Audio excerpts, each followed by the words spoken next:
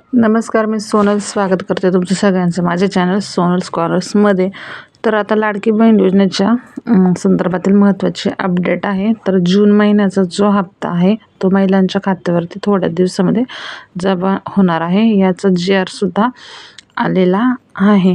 तर मग नक्की GRमध्ये काय आहे ते पाहूया. बघू शकता ते मुख्यमंत्री माझी लाडकी बहीण या योजनेअंतर्गत निधी वितरित करण्याबाबत व महिला व बालविकास विभागातर्फे GR काढण्यात आलेला आहे. दिनांक 30 जून 2025 रोजी हा GR काढण्यात आलेला आहे. तर नेमके आता प्रस्तावना आहे ते थोडक्यामध्ये पाहूया आपण.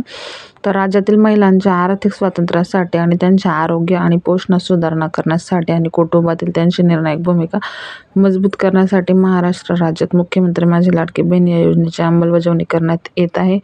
तसेच या योजनेअंतर्गत पात्र कालावधी दरम्यान राज्यातील 21 ते 65 वर्ष वयोगटातील प्रत्येक पात्र विवाहित विधवा घटस्फोटित परित्यक्त्या तसेच निराधार महिला तसेच त्या कुटुंबातील केवळ एक अविवाहित महिलेला तिच्या स्वतःच्या आधार संलग्न बँक खात्यात थेट लाभ म्हणजे DBTद्वारे दरमहा 1500 रुपये इतकी रक्कम देण्यात येते.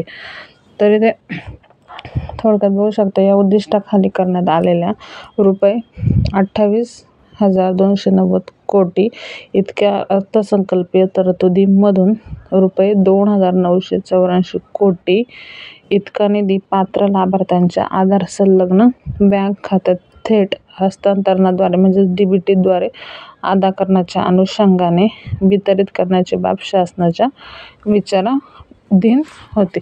म्हणजे जी काही आत्ताचा ह्या महिन्याचा जो निधी आहे तो लाभार्थ्यांच्या खात्यामध्ये ट्रान्सफर करण्यात यावा.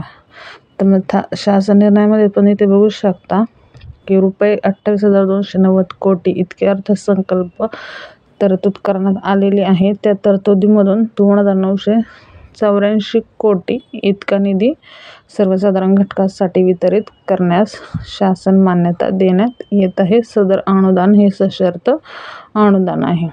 म्हणजेच थोडक्यामध्ये ह्या महिन्याचा जो निधी आहे तो महिला व बालविकास मंडळाकडे ट्रान्सफर करण्यात आलेला आहे. तर मग त्यांचे जी काही प्रोसेस आहे त्यानंतरच पात्र लाभार्थ्यांच्या खात्यावरती 2 ते 3 दिवसामध्ये हप्ता हा जमा होण्याची शक्यता आहे.